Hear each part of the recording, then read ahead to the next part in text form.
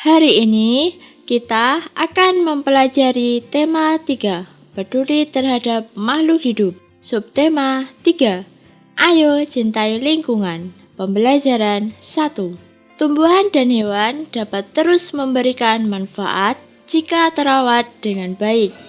Sayangnya, tidak semua orang memperhatikan hal ini. Pernahkah kamu berpetualang ke desa? Tanpa kita sadari, lingkungan alam memberikan manfaat bagi kehidupan kita. Coba dengarkan perjalanan Dayu ke desa. Saat liburan, Dayu, Udin, Siti, Lani, Beni, dan Edo bersepeda menyusuri jalan di sekitar sekolahan. Tanpa disadari, mereka sampai di daerah perdesaan. Pohon-pohon menjulang bagai deretan raksasa berjajar. Ada pohon mahoni, pohon asem, dan pohon mangga. Pemandangan yang sangat indah. Di ujung jalan, mereka berjumpa seorang tua, Pak Jajak namanya. Ia mengumpulkan daun-daun kering ke dalam karung dan akan membawanya pulang. Untuk apa daun-daun kering itu, Pak? Tanya Dayu. Untuk pembuatan pupuk kompos. Ayo ikut Bapak ke kebun, jawab Pak Jajak. Pak Jajak mengajak Dayu dan teman-teman berkunjung ke kebunnya. Di sana, Pak Jajak memelihara berbagai hewan ternak seperti ayam, bebek, kambing, dan sapi.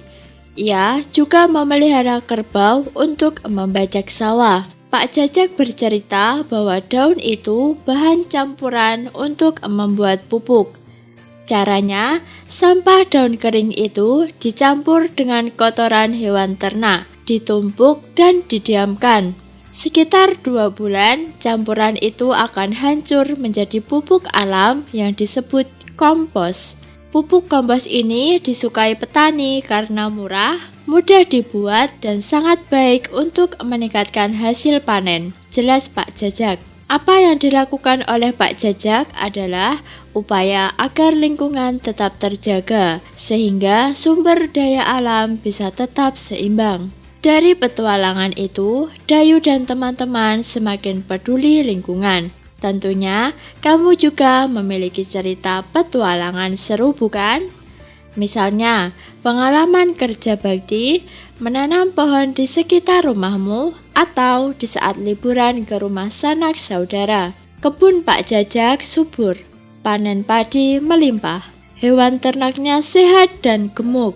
Hampir setiap hari, Pak Jajak mampu menjual telur dan susu sapi. Sebagian hasil susu diolah menjadi yogurt yang enak dan lebih mahal harganya. Semua keberhasilan itu adalah hasil kerja keras Pak Jajak merawat tumbuhan dan ternaknya. Perhatikan gambar berikut. Ini adalah contoh tanaman dan hewan yang terawat. Dan ini adalah contoh tanaman dan hewan yang tidak terawat. Menurutmu, bagaimanakah ciri-ciri tumbuhan dan hewan yang terawat dan tidak terawat? 1. Ciri-ciri tumbuhan yang terawat umumnya daun berwarna hijau, bebas dari hama atau gulma, daunnya tidak berlubang akibat dimakan hama. Sedangkan ciri-ciri tumbuhan yang tidak terawat, batang atau daunnya layu, daun berwarna kekuningan atau coklat, dipenuhi oleh banyak hama dan tidak subur pertumbuhannya. 2. Ciri-ciri hewan terawat, bulunya bersih, tubuhnya tegap, bergerak lincah, jarang sakit. Sedangkan ciri-ciri hewan yang tak terawat, malas bergerak, baunya tidak sedap, banyak kutu di tubuhnya, dan bulunya kotor. Bagaimana sikapmu jika menemukan tumbuhan dan hewan yang tidak terawat?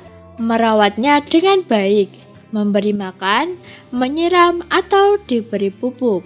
Sikap perbuatan di atas adalah salah satu cara peduli lingkungan yang harus senantiasa ditumbuhkan dan diterapkan dalam kehidupan sehari-hari. Perilaku peduli lingkungan merupakan wujud rasa syukur atas nikmat Tuhan Yang Maha Esa. sekaligus wujud sikap sebagai manusia yang beradab dan teladan bagi lingkungannya. Apa yang menyebabkan tumbuhan dan hewan menjadi terawat dan tidak terawat? Ternyata, hewan dan tumbuhan menjadi tidak terawat disebabkan oleh manusia yang tidak peduli terhadap lingkungan sekitarnya. Mereka sibuk dengan aktivitasnya masing-masing, sehingga lupa kewajibannya terhadap lingkungan. Akibat hewan dan tumbuhan yang tidak terawat dapat mengakibatkan kematian tumbuhan atau hewan tersebut. Sebagai warga negara, kita berkewajiban ikut menjaga dan melestarikan lingkungan alam agar terjaga kelestariannya. Caranya dengan membiasakan diri bersikap peduli lingkungan.